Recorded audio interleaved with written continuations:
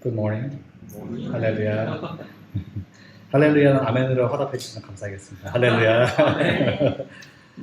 오늘은 물을 좀 큰 거를 가지고 왔습니다.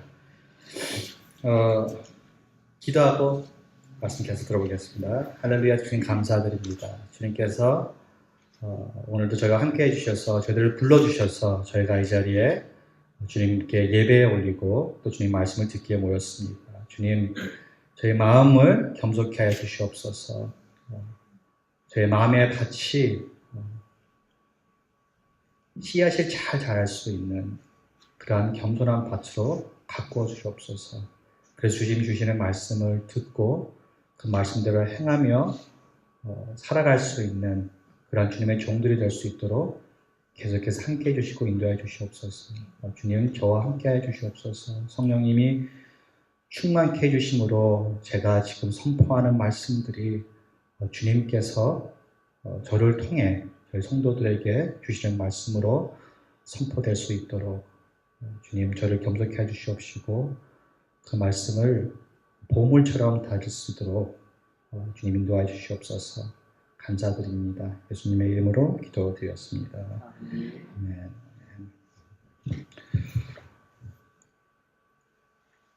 예수님이 오늘 본문에서 보면은 어린아이들을 축복하셨습니다. 하나님께서는 모든 사람들에게 특히 언어로 할 수 있는 능력 중에 두 가지 능력을 주셨는데 축복하는 능력과 저주하는 능력을 주셨어요. 근데 예수님은 그 능력을 어린아이들을 축복하시는데 사용하셨습니다. 이것은 유대인들 가운데서 정통으로 내려오는 그런 전례 중에 하나인데요. 창세기 48장에서 보면 야곱이 요셉의 아들들인 에브라임과 므낫세를 축복할 때 손을 머리에 얹어서 이제 안수하는 축복이 나오는데 그 전에는 이제 허벅지를 잡고 거기에 생명이 있다고 믿었습니다. 허벅지 잡고 축복을 했는데 이 야곱이 요셉의 아들들을 축복한 후에는 이제 유대인들이 그걸 따라가지고 전통으로 특히 아버지들이 자녀들에게 할아버지들이 손주들에게 축복을 할 때 그렇게 머리에 안수를 하고 축복을 했다고 합니다. 그래서 오늘 이렇게 나와 있습니다. 10장 13절 첫 부분하고 16절에 사람들이 예수께서 만져주심을 바라고 어린아이들을 데리고 오매 그 어린아이들을 안고 그들 위에 안수하시고 축복하시니라. 누가복음 18장하고 마태복음 15장에도 같은 스토리가 나오는데요. 누가복음에서는 사람들이 갓난아이를 데리고 왔다고 나와 있어요. infant. 아직 걷지도 못하는 그런 아이를 가지고 왔다고. 어떻게 보면은 이 장면이 예수님께서 캐주얼하게 하신 헌화식이 아닌가라고 생각이 들기도 해요. 축복이라는 단어를 보면은 언어에는 여러 가지 뜻이 있는데 그 중에 하나가 가치를 더한다라는 뜻이 있대요. 오늘 제가 말씀 준비하다가 존 트렌트 목사님께서 쓰신 책이 있는데 축복의 언어라는 책에 이 축복, 영어로 하면 bless잖아요. B-L-E-S-S 이거 갖다가 줄임말로 이렇게 풀어보시면서 이렇게 하는 것이 축복이다. 라고 이제 하셨는데, B는 be committed. 해가지고는 적극적인 헌신. 축복은 그냥 한 번만 이렇게 대충 좋은 말 해주고 그냥 떠나가는 게 아니라는 거예요. 계속해서 함께 해주고, 계속해서 그 어려움을 통해서 인내하면서 그 내가 축복해주는 아이, 내가 축복해주는 사람이 그 축복이 풀어날 때까지, 내가 함께 할 수 있을 때까지 끈기 있게 함께 해주는 게 바로 축복이라는 것입니다. L in loving touch. 축복은 그냥 멀리서 말로만 하는 게 아니고 축복합니다 하고 쓱 지나가는 게 아니고 사랑의 접촉으로서 애정 어린 접촉으로서 사랑의 터치로서 계속해서 만져주고 사랑을 표현해주고 이 사랑 표현이 함께 포함된 게 축복이라는 거예요. E는 express value. 그 아이의 내가 축복해주는 아이의 가치가 있는데 그 가치를 부여하고 그 가치를 나타내고 그 가치가 무엇인지 계속해서 보여주라는 것이에요. 그것이 바로 그 가치관이 이제 계속해서 깨달아지면서 그것이 축복이 된다는 것이고 S는 see potential, 특별한 장래를 비춰주는 거라고 말합니다. 어떻게 보면 그 안에 있는 잠재력을 또 계속 나타나는 거예요. 그런 말씀 들어보셨잖아요. 칭찬은 사람의 잠재력을 보고 그 미래를 얘기해 주는 거다. 그러니까 축복도 마찬가지인 것 같아요. 어떤 아이를 특히 보이지 않는 아이, 갓난아이를 보면서 예수님이 이 안에 품은 잠재가 뭔지 놀라운 능력들이 뭔지 그것을 보고 그것을 갖다가 말하는 것이 어떻게 보면은 예언의 능력, 특히 구약 성경에서 보면은 이 아버지들이 할아버지들이 손자들한테 축복하고 아브라함이 자녀들을 축복하고 야곱이 자녀들을 축복하고 이런 것들이 실제로 예언처럼 일어나는 것들이 저희들 성경을 보면서 배우게 됩니다. 그러니까 저희가 축복을 할 때 특히 어린아이들에게 축복하는 언어들은요. 예언의 언어와 마찬가지라는 거예요. 아주 큰 능력이 있다는 거예요. 그렇기 때문에 사람들이 요새 시대는 꼭 그렇지는 않는데 옛날 같은 경우에는 성경에서 보면은 이름을 지어줄 때도 축복의 어떤 한 도구로 이름을 지었어요. 그래서 그 이름이 그 사람의 어떤 삶의 현장이 될 수 있도록 그렇게 풀어질 수 있도록 그런 의미를 두어서 이름을 지었다고 합니다. 마지막 S는 say it. 마음을 말로 표현하기라고 이렇게 번역되어 있는데요. 그냥 말하는 거예요. 내 안에 이렇게 품고 아이가 잘 했으면 좋겠다 생각만 하는 것이 아니고 이거를 말로 하는 거예요. 왜냐하면 우리가 말을 할 때, vocalize 할 때 그 언어의 능력이, 축복의 능력이 현실화되기 때문에 말로 하는 것. bless, be committed, loving touch, express value, see potential, and say. 이것이 bless라고 존 트렌트 목사님 말씀하시는데 저는 이 아이들을 축복해 주는 거로 됐을 때 그때는 저희가 결혼 초기였을 때 아기가 갖기 힘든 상황이었어요. 사산이 면천이 되고 계속해서 유산이 2번 연속으로 이어지는 일이 있으면서 아이가 갖기 힘들고 하는데 제가 맨 처음에 이러한 의미를 담긴 설교를 들었었어요. 저한테는 맨 처음에는 나하고 별로 관련이 없는 설교인데 왜 하나님이 이런 말씀하실까 했는데 그 목사님이 말씀하신 것 중에 하나가 딱 제 마음에 들어온 게 이것은 자녀만 있는 부모들에게만 주어지는 혜택이 아니다. 특권이 아니다. 우리에게는 조카들도 있고 우리에게는 주일학교의 아이들도 있고 친구의 자녀도 있고 우리 주변에는 많은 아이들이 우리의 영향력 가운데 있다. 그런 아이들이 바로 우리의 축복의 대상이다라고 말씀하시는데 그 말씀이 딱 다가오면서 아이가 없고 아이가 갖고 싶은 마음이 있는데도 그 아이들을 더 소중히 여기고 축복을 해야 된다는 그런 마음을 저에게 주셨어요. 그렇기 때문에 이것은 그냥 부모들에게만 주는 말씀이 아니고 어른이 아니어도 우리보다 어린 아이들이 있고 우리의 영향력 가운데 있는 아이들이 있습니다. 그런 아이들에게 할 수 있는 하나님께서 주신 특권인 것 같아요. 그 특권을 우리가 사용했을 때 하나님께서 아름다운 일들을 하신다는 것입니다. 그러면은 왜 예수님께서 아이들을 축복하셨을까요? 이런 그냥 특권이기 때문에 그거보다도 더욱더 큰 비밀이 오늘 마가복음에 들어있는 것 같아요. 첫 번째 당연한 것은 보면은 그 이유는 하나님 아버지에게 아이들은 소중한 존재이기 때문인 것 같아요. 마가복음 9장 37절에 이렇게 나와 있습니다. 누구든지 내 이름으로 이런 어린 아이 하나를 영접하면 곧 나를 영접하며 누구든지 나를 영접하면 나를 영접함이 아니요 나를 보내신 이를 영접함이니라. 예수님이 아이들을 소중히 여김은 아이들이 하나님의 나라 곧 천국의 가치가 아이들에게 있었기 때문입니다. 예수님은 이런 천국의 가치관을 제자들이 깨닫기 원했어요. 그리고 오늘 우리가 깨닫기를 원하십니다. 우리가 더 깊이 알기를 원하세요. 그 소중함이 얼마나 큰지. 천국의 가치관, 하나님 나라의 가치관이 우리의 가치관이 될 때 그때 우리는 계속 성장하게 되는 것을 경험할 수가 있는 것입니다. 이 성장은 어떻게 보면 maturity예요. maturity가 성숙함이죠. 그냥 잘하는 것이 아니고 그냥 겉모습으로 저 사람은 믿음이 자랐구나 하는 게 아니고 그 성숙함이 진짜 농축돼가지고 더 진한 맛이 있는 깊은 맛이 있는 그런 크리스천이 되는 그런 그리스도인이 되는 그러한 길이가 바로 천국의 가치관이 드러날 때라는 것입니다. 첫 번째로 성장은 천국의 가치관을 통해 이루어진다는 것입니다. 예수님은 아이들을 사랑하고 축복함으로 천국의 가치관을 제자들에게 보여주려고 했는데요. 제자들은 달랐어요. 아이들을 데리고 오는 사람들을 꾸짖고 막았습니다. 13절에서 14절 오늘 말씀입니다. 사람들이 예수께서 만져주심을 바라고 어린아이들을 데리고 오매 제자들이 꾸짖건을 예수께서 보시고 노하시어 이르시되 어린아이들이 내게 오는 것을 용납하고 금하지 말라. 하나님의 나라가 이런 자의 것이라. 우리는 어린아이들 생각할 때요 너무 귀엽고 너무 순수하고 너무 진짜 사랑스럽고 이렇게 생각하는데요. 이 1세기 로마 제국에게 어린아이들은 다른 존재였습니다. 귀여운 존재가 아니었어요. 사랑스러운 존재가 아니었어요. 엄마들에게는 그랬죠. 근데 아빠나 주위 사람들에게는 그런 존재가 아니었어요. 어떤 존재였냐? 아이들은 아직 사람이 덜 된 존재였어요. 보통 한국말에서 그렇게 말하는 게 있잖아요.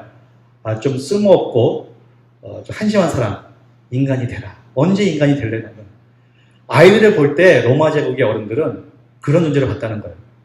아무런 이런 사회적으로 쓸모가 없고 폴리티시언 어떤 입장에서 봤어도 이 아이들은 무슨 보수를 할 수가 있는 게 아니잖아요. 어떤 능력이 없잖아요.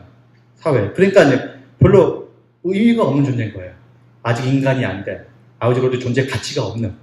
그렇기 때문에 아이들을 갖다가 연약한 존재로 생각했어요. 쓸모없는 존재로 생각했어요. 그 중에서 근데 약간 이 미래에 잠재력이 보이는 아이들 있잖아요. 그런 아이들은 소중히 여겼어요. 1세시대 때는 아버지에게 아주 큰 권력들이 있었다고 합니다. 가정에서 그 권력이 얼마나 컸냐면은 아버지가 봤을 때 아이들이 내 가정에 별로 쓸모가 없는 아이가처럼 보인다 그러면은 그 아이들을 버릴 수 있는 권리가 있었고요. 그 아이를 죽일 수도 있는 권리가 있었어요. 많이 사용한 권리는 아니었지만 그럼에도 불구하고 로마 제국에 살던 아버지들은 그런 권리를 알고 사용했던 아버지들도 있었다는 것입니다. 유대인들 안에서는 그렇게 하면 안 되지만 그 반려들이 주위에 있었기 때문에 충분히 이해하고 알았다는 것이에요. 그렇기 때문에 어린아이들이, 깐난아이들이 랍비에게, 내 선생님에게 이게 가까이 오고 하는 것은 그냥 내 선생님은 불편하게 하는 것이에요. 힘을 가져야 되는데 힘을 못 갖도록 이렇게 어지럽히는 존재인 거예요. 쓸모없는 존재에서 이제 하찮은 존재에서 이제 괴롭히는 존재까지 이렇게 보이고 있는 상황이었던 것입니다. 그렇기 때문에 제자들이 막는 것은 당연한 것이었어요. 그리고 그 시대 랍비들은 그렇게 하는 제자들을 오히려 칭찬하는 것이 당연한 것이었습니다. 예수님은 다르셨어요. 칭찬을 하지 않으셨어요.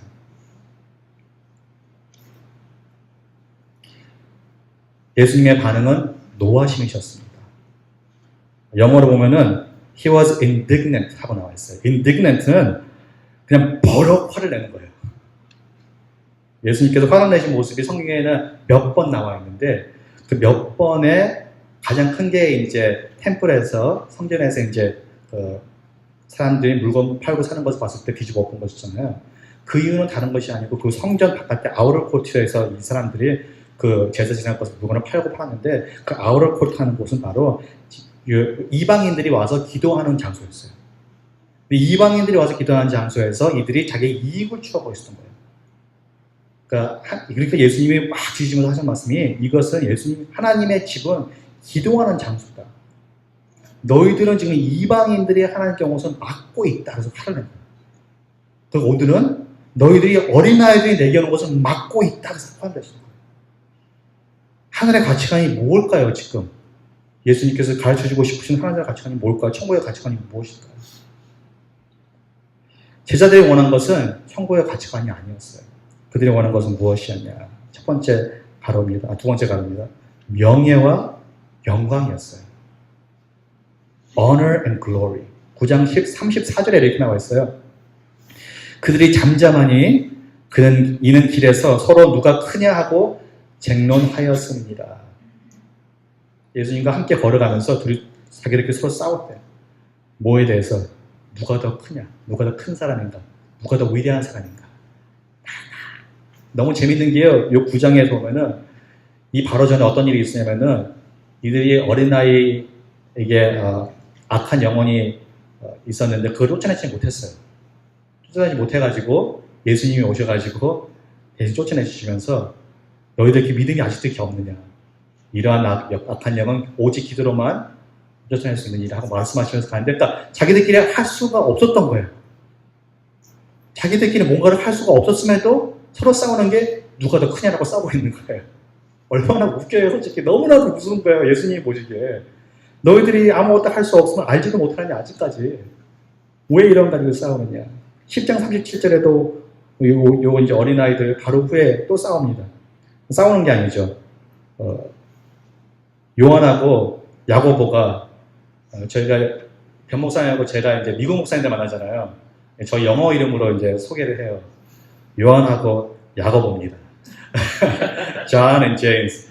John and James가 이렇게 foolish합니다. 이렇게 얘기해요. 어쩌되 주의 영광 중에서 우리를 하나는 주의 우편에, 하나는 좌편에 앉게 해주세요. 우리 요한은 하나님 우편에, 우리 야고보는 하나님 좌편에 앉게 해주세요. 이야, 저희가 이런 존재입니다. 이런 존재를 지금 따르고 계시는 거예요. 그들은 예수님께서 메시아인 것을 알고요. 왕이 되실 예수님 앞에 그 옆에 큰 영광을 얻기 원했습니다. 명예를 받기 원했어요.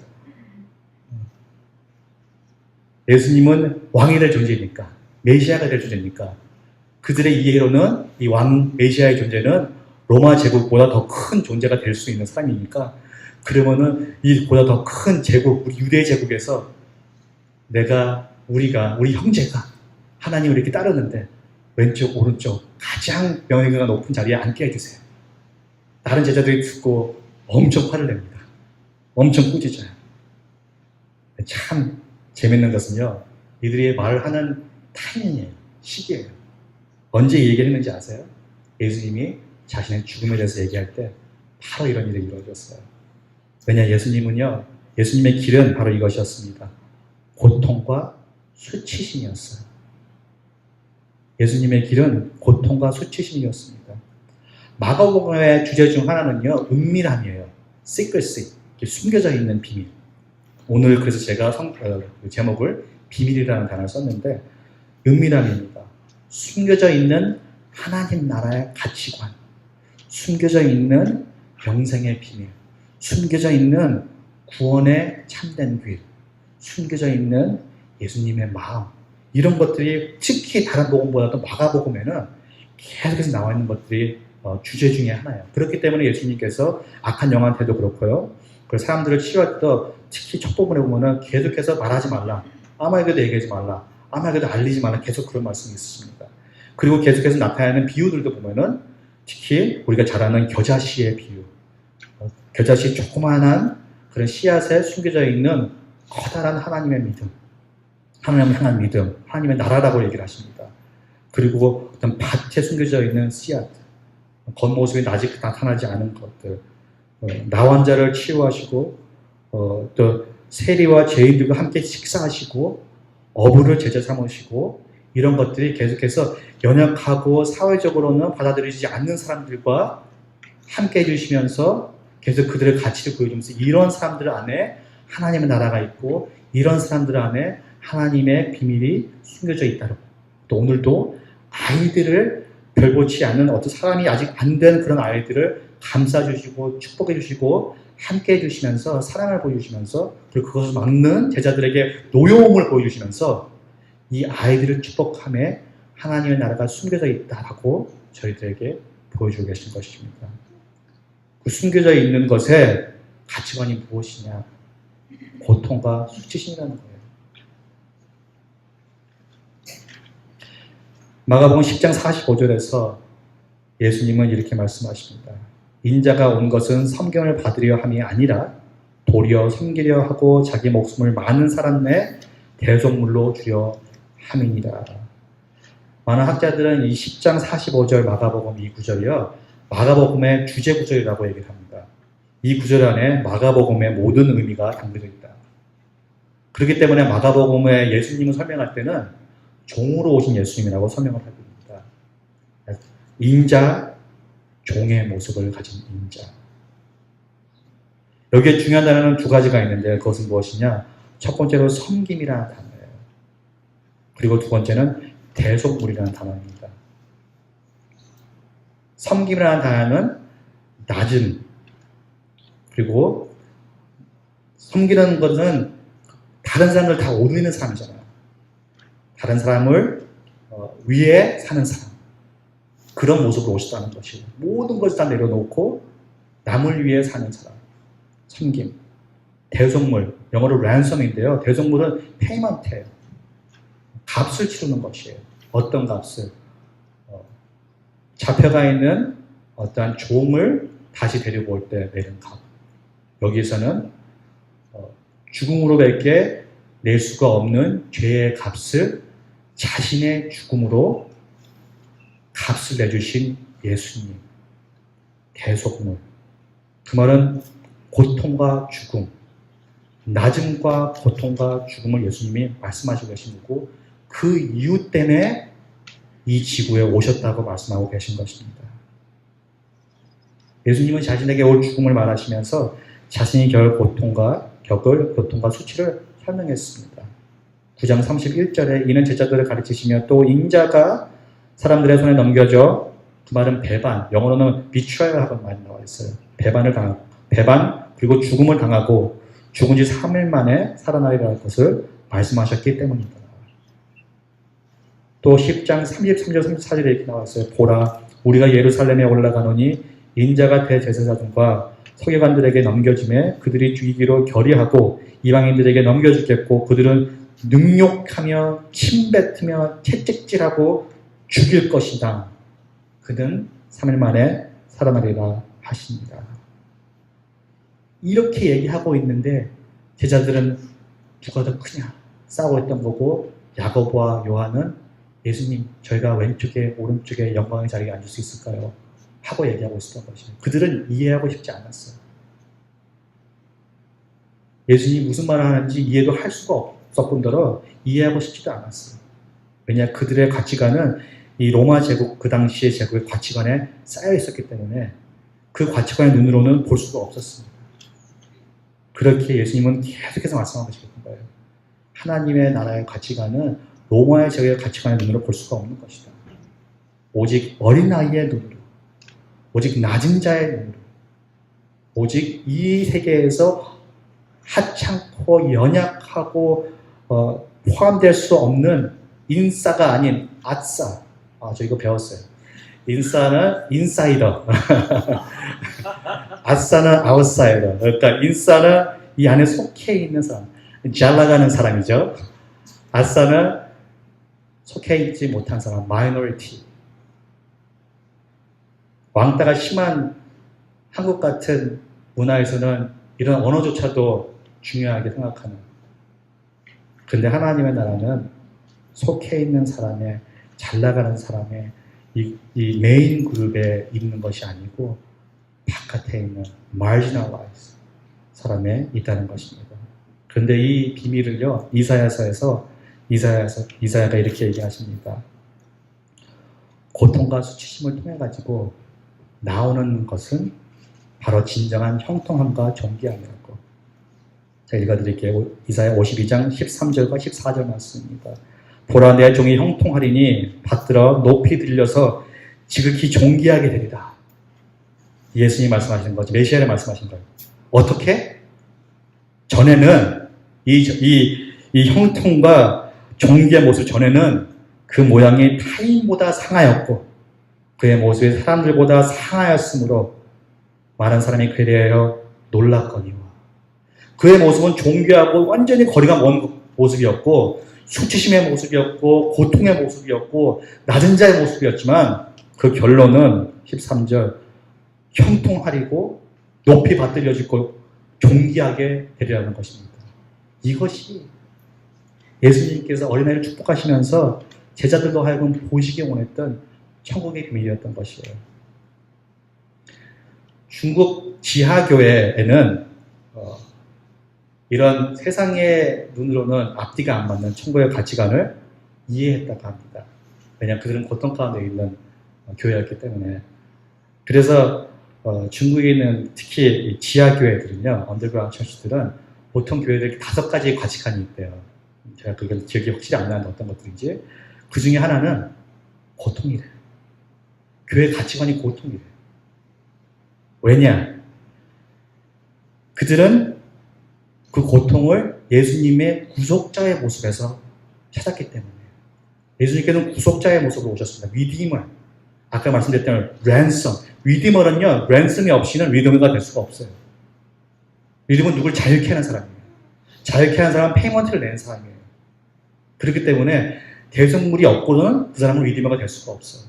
예수님은 구속자로 안다는 말은요, 예수님을 갖다가 그냥 구원자로만 안다는 것이 아니고 페이먼트를 내고 나를 구원하신 사람으로 안다는 것이에요.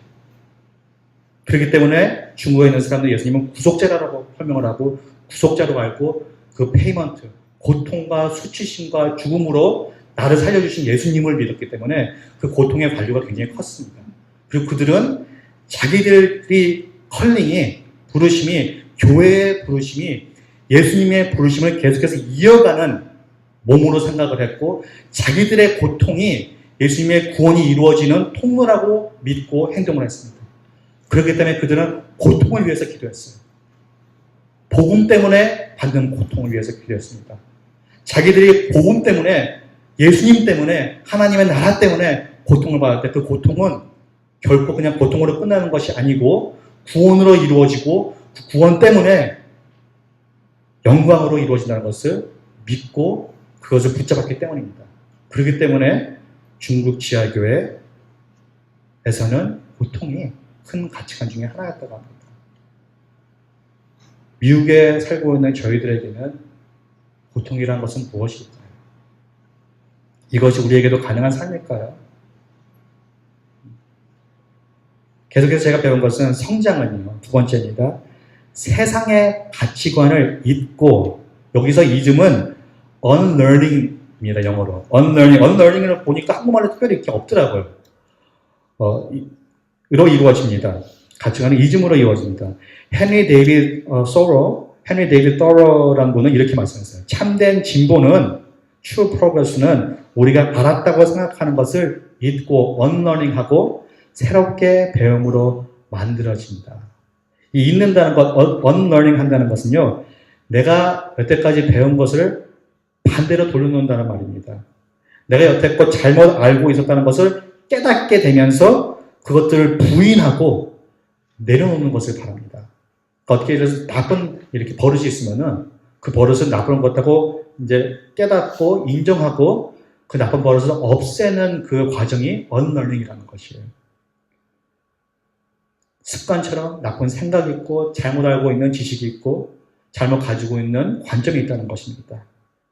심리 3당사들은요, 자신들이 하는 상당 중에 상당한 부분이 바로 unlearning을 가르쳐주는 거라고 해요.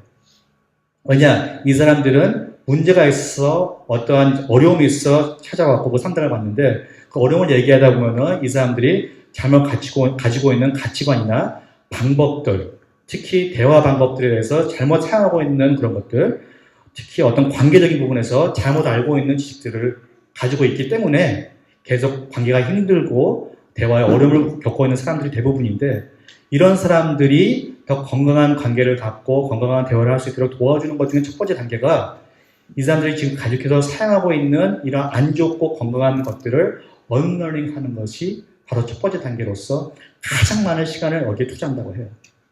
그리고 이 사람들이 이런 버릇들과 이러한 잘못된 지식과 잘못된 행동들과 것들을 unlearning 했을 때 그때서야 비로소 이 사람은 바뀔 수 있는 사람으로, 겸손한 사람으로 변화가 된다는 것입니다. 그 후에는 새로운 것을 배우고 변하는 것은 어렵지가 않대요.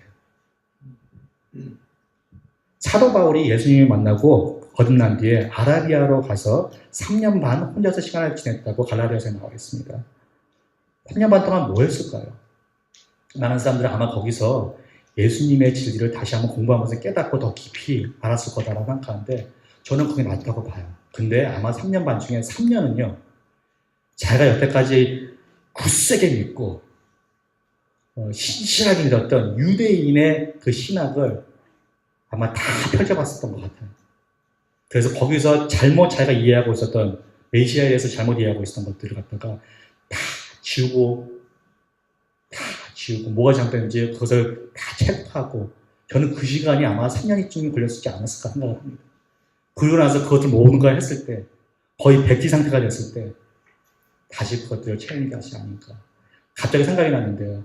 제가 무협, 중국 시리즈 같은 거를 되게 좋아했어요. 무협지 만화도 되게 좋아하고, 가끔가다 아직까지 만화를 보고 있는데, 무협지에 보면은 주인공이 항상 그런 케이스가 있더라고요.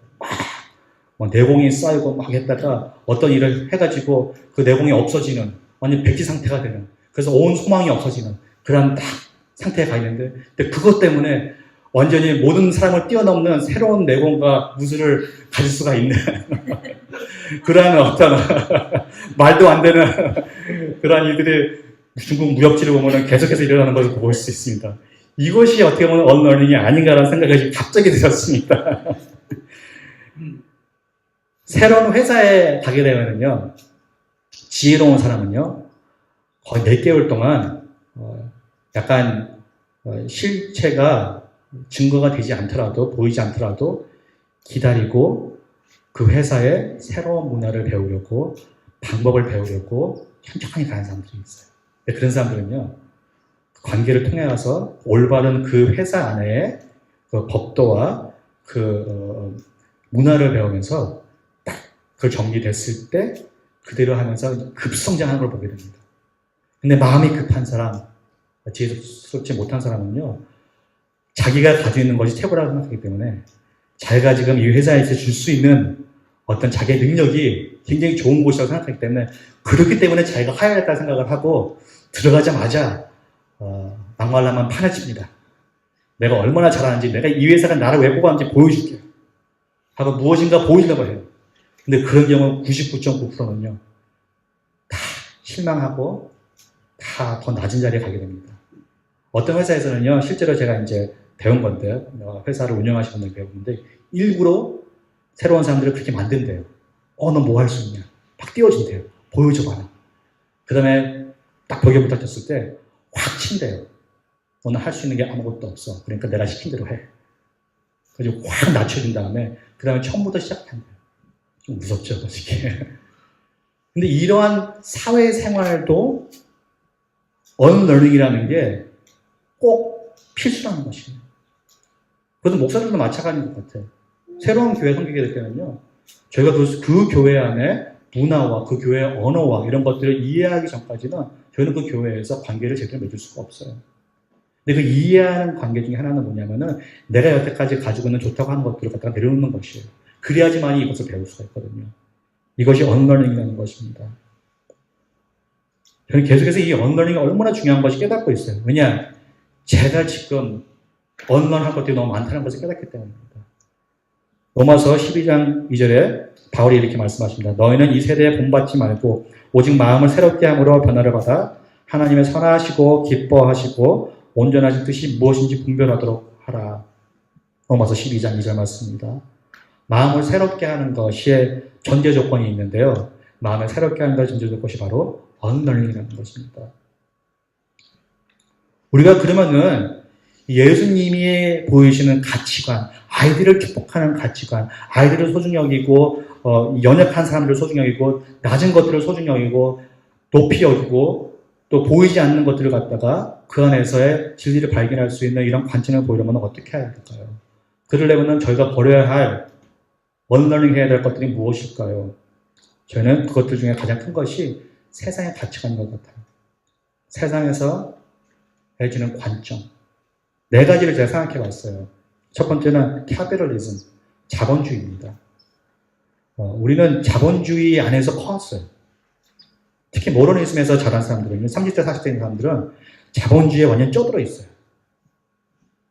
저도 자본주의에서 태어난 어떻게 보면 거기에 프로덕트예요. 자본주의의 중심은 바로 이자 중심이에요. 이자가 있는 것. 이자가 생기는 것이 좋은 것이고 이자가 안 생기는 것은 좋은 것이 아닙니다. 뭔가 부풀어나고 프로핏이 있는 것은 좋은 것이고 그것이 없는 것은 별로 좋은 것이 아니다. 이자가 생기고 계속 불어나야지만 성공이고 fruitfulness. 그렇기 때문에 자본주의에 있는 교회들 설교 중에 가장 많이 얘기하는 것 중에 하나는 fruitfulness예요. 결실 맺음이에요. 그것이 나쁜 것은 아니에요.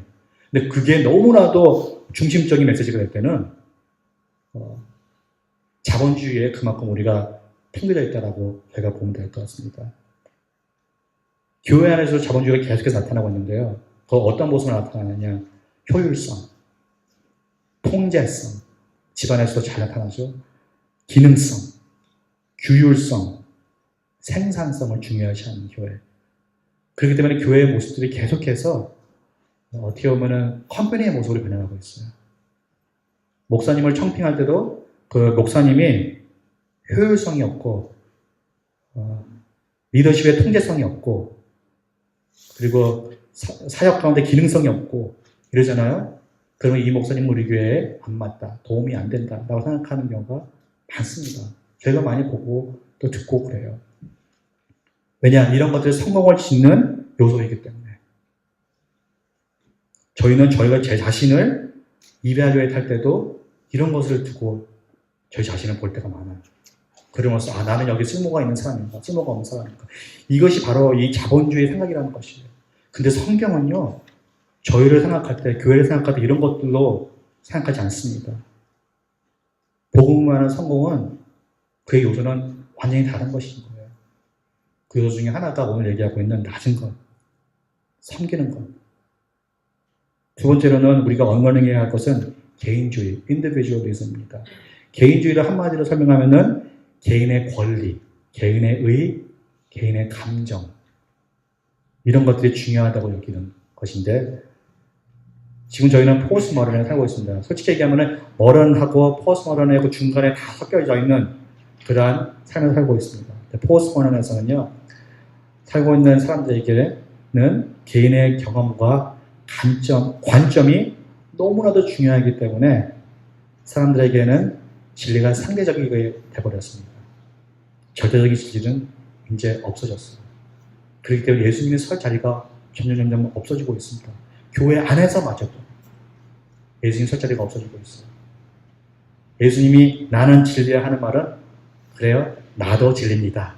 라는 답으로 변화되고 있습니다. 세 번째로는 제가 언러닝 해야 할 것은 materialism, 물질주의입니다. 물질주의는 돈과 소유물 중심이에요. 한국은 너무 발달돼서요. 저희들끼리도 얘기하는데 돈만 있으면 너무나도 편히 재밌게 살 수 있는 나라가 돼버렸어요. 돈만 있으면. 돈이 없으면 너무나도 불행하고 너무나도 부러운 그런 나라가 돼버렸고 돈만 풍족히 있으면 삶의 모든 문제가 해결받은 것처럼 보이는 문화에 살고 있는 것이 지금 저희라는 것입니다. 어떻게 보면 가장 큰 거짓이죠. 왜냐하면 돈의 능력이 그만큼 크니까. 돈의 능력을 부인하지는 않습니다. 돈이 결코 우리의 모든 문제들을 해결해 줄 수는 없는 것입니다. 예수님께서는 그렇기 때문에 돈을 사랑함은 모든 악의 근원이라고 말씀하십니다. 그리고 경고하고 계신 것이에요. 왜냐? 우리는 돈과 예수님을 함께 섬길 수가 없기 때문에. 그런데 이러한 세상의 가치점이요. 저희들의 마음을 계속해서 어지럽히는 것이에요. 마지막으로 저희가 언러닝 해야 될 것은 nationalism, tribalism, 민족주의, 부족 중심주의라고 번역되어 있다고요. tribalism이. 이것은 뭐냐면요. 내가 속한 그룹이 제일 좋다.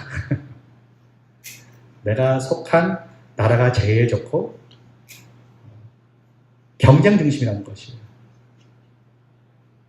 사람들은 자신의 존재감을 자신이 속한 민족이나 그룹을 통해 찾습니다. 그렇기 때문에 내가 속해 있는 그룹, 공동체, 나라가 제일 좋은 것이에요.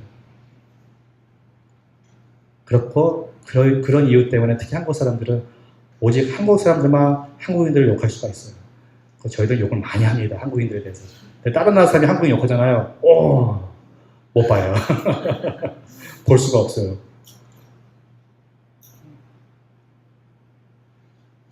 나만이 내 그룹을 대해 욕할 수가 있고 그렇기 때문에요. 이 세계는요. 계속해서 이 내셔널리즘, 트라이벌리즘, 민족주의, 부족주의가 계속해서 있는 한 인종차별, 남녀차별, 사회적 차별이 없어질 수가 없습니다. 하지만 성경은요. 예수님 안에는 편애가 없고 차별이 없다고 말씀하십니다. 우리는 다 똑같은 하나님의 은혜를 받은 하나님의 자녀들이라고 얘기하는 것입니다. 우리의 존재가 예수님의 선포하신 말씀 안에서 그 관계 안에서 세워진다는 것이에요. 그런데요. 우리가 이것들을 언러닝 하지 않잖아요. 언러닝 하지 않기 때문에 저희 그리스도의 삶이 힘든 것이에요. 예수님께서 요한복음 18장 36절에 이렇게 말씀하십니다. 예수께서 대답하시되 내 나라는 이 세상에 속한 것이 아닙니다. 하나님의 나라는 이 세상에 속하지 않는데 우리는 지금 이 나라에 살면서요. 이 세상에 살면서 이 세상의 가치관과 관점들을 가지고 하나님의 나라의 백성처럼 살려고 하는 것이에요. 가치관은 정반대되는 가치관을 두 개를 제 안에 품고 제 안에서 자꾸 이것을 가지고 섞어서 어떻게 하면 이것을 같이 공존할 수 있을까 시도하면서 산다는 것이에요. 저희가 그리스도에서 사는 삶이 항상 너무 심각하고 항상 너무 어렵고 기쁘지 않은 큰 이유 중에 하나가 여기 있다고 생각합니다. 왜냐하면 성경에서 말하는 예수님과의 동행은 그리스도의 삶은 행복하고 기쁜 것이거든요. 근데 저희는 그리스도 살아가는 게 너무 불행하게 느낄 때가 너무 많아요. 가장 큰 이유 중에 하나는 저희가 지금 제 안에 품고 있는 가치관들이 세상의 가치관들이 많은데 이것을 언러닝 하려고 하지 않고 있다는 것입니다. 이것이 잘못된 가치관이라고 인정하지 못하는 것이에요. 예수님을 믿으면서 예수님한테 기도하는 게 그렇기 때문에 저희는 세상의 가치관을 가지고 예수님 앞에 받아들여요. 세상님 이런 것도 중요하다고 저는 세상에서 배웠는데 예수님, 세상님이라고 했나요? 예수님. 그런데 이 가치관을 예수님께 드릴 테니까요. 예수님 축복해 주세요. 근데 예수님이 말씀하시기에 아니다. 근데 그것은 내 가치관이 아니다. 내 가치관은 이것을 넘어서는 것들이다. 그러니까 저희는 계속해서 어떻게 보면은 답답한 그리스도인의 기도는 응답 안 해주시는 예수님이에요. 왜냐? 계속해서 내가 예수님 앞에 가져오는 게 세상의 가치관이기 때문에 이것을 내려놓지 않고서는 진정으로 예수님을 바라볼 수가 없다는 것입니다. 제자들이 3년간 예수님과 함께 하면서요. 제가 아까 바울이 3년이라고 한 부분이 자꾸 이 부분도 있는 것 같아요. 3이라는 숫자는 굉장히 신적이라는 그 의미를 또 성경에서 가지고 있는데 왜냐하면 삼위일체 하나님이시기 때문에 제자들이 예수님이 3년 동안 함께 했습니다. 3년 동안 그들은 세상의 가치관을 언론하지 못했어요. 그렇기 때문에 예수님과 함께하는 게 좋으면서도 예수님이 하신 말씀 이해를 못했고 예수님이 하신 말씀들을 이해를 못했어요. 그런데요, 예수님 부활하시고 죽은 다음에 완전히 어지러움 가운데 빠졌다가 예수님 부활하시고 40일간 같이 있었습니다. 40일간 같이 있으시면서 예수님이 그 3년 동안 같이 있는 걸 다시 한번 가르쳐줬어요. 그런데요, 죽음에서의 어떤 그러한 처절임 안에 빠졌고 부활을 통해서 예수님의 영광을 보니까 그제서야 언러닝 할 수가 있었던 것이에요. 언러닝이 되니까요, 3년 동안 배우지 못한 것을 40일 만에 다 배웠던 것이에요. 40일 동안 배우고 그 약속 안에서 성령님을 기다리고 성령님이 오시니까 이들은 완전히 새로운 사람이 된 것이었습니다.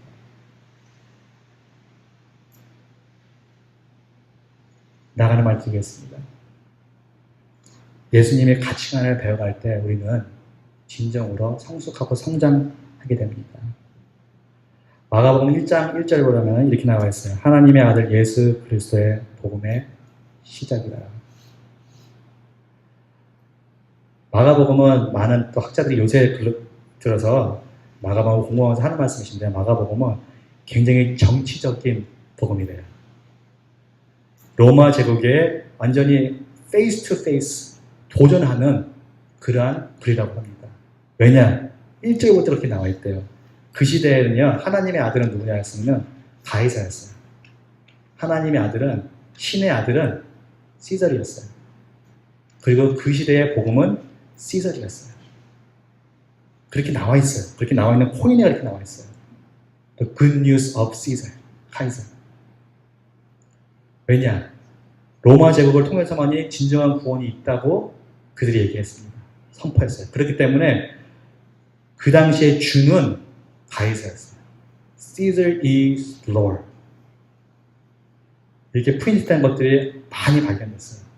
거기에 직접적으로 마가복음이 1절에서 얘기하는 게 하나님의 아들, 신의 아들은 누구냐? 시사가 아니다. 예수 그리스도. 복음은 누구의 것이냐? 예수 그리스도의 복음 시작이다. 전면으로 세상의 가치관에 도전을 하고 있는 것이에요. 그 말은 무엇이냐? 저희가 지금 계속 1년을 넘도록 변목생 설교하고 얘기하는 예수님의 주권은요, 이것은 지금 계속 얘기하는 이유는 세상의 가치관에 직접적으로 도전하는 언어이기 때문입니다. 근데 이것은 방법론이 완전히 세상하고 다른 것이에요. 그렇기 때문에 저희가 언어를 하지 않고서는 우리는 계속해서 세상의 가치관을 좇는 사람들이 되는 것입니다. 어떻게 해야 할까요? 다시 돌아가는 것 같아요. 예수님의 롤십, 주님이신 것을 다시 고백하고 그리고 저희는 저희 안에서 다시 안 배워가야 할 것들, 잊어야 할 것들이 잘못되게 내가 품고 있는 것들이 무엇인가를 내려놔야 될 때가 온 것인 것 같습니다. 이것은 굉장히 길고 힘든 과정일 수도 있어요. 근데 이런 상담인들이 얘기할 때 어떻게 언러닝 합니까? 하니까 딱 답이 하나 하라고 얘기하더라고요. 반복 또 반복입니다. 잘못된 것을 인정하고 새로운 방법을 제시하는 걸 배운 거를 그냥 사용하고, 왜냐하면 이해가 안 되더라도 새로운 게 좋은 방법이라는 것을 가르침을 받았을 때 그것을 우리는 따라함으로써 그 전의 것을 부정하게 된대요. 이제야지 하면 이어지는 게 아니고, 예수님께서 가르치신 낮은 것들이 진짜 왜 낮은 것들이 진짜 좋은 것인가, 하나님 나라에서 이것을 품음으로써 저는 지금 하나님께서 저에게 통해가지고 진짜 하나님 움직이시다고 믿는 게요, 가장 큰 이유가 에리원인 것 같아요. 선교인 것 같아요. 호피 안에 선교사님, 몽골 안에 선교사님 것 같아요. 왜냐? 그들은 미국 삶을 봤을 때, 사회적으로 봤을 때 낮은 사람들이거든요.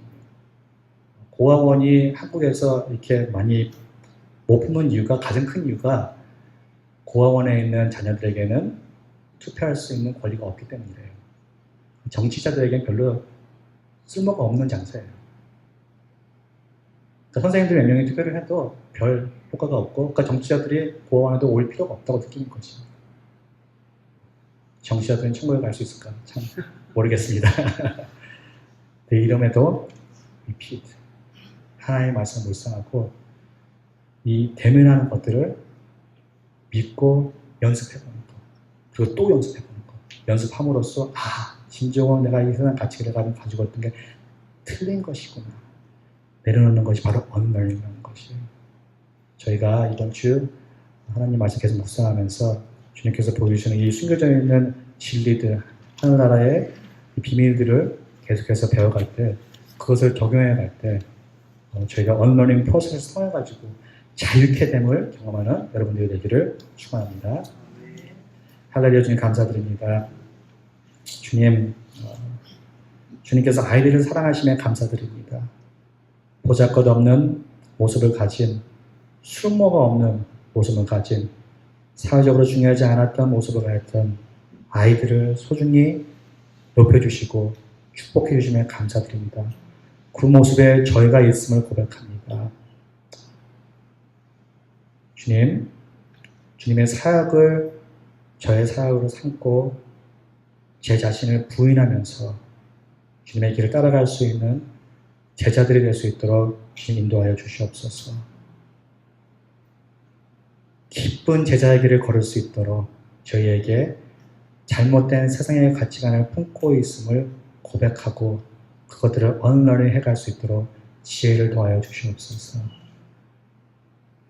그 과정에서 더욱더 큰 자유를 만끽하게 해주시옵시고 더욱더 깊은 기쁨과 더욱더 사랑스러운 공동체들을 경험할 수 있도록 주님 큰 은혜 내려주시옵소서. 감사드립니다. 예수님의 이름으로 기도드렸습니다. 아멘.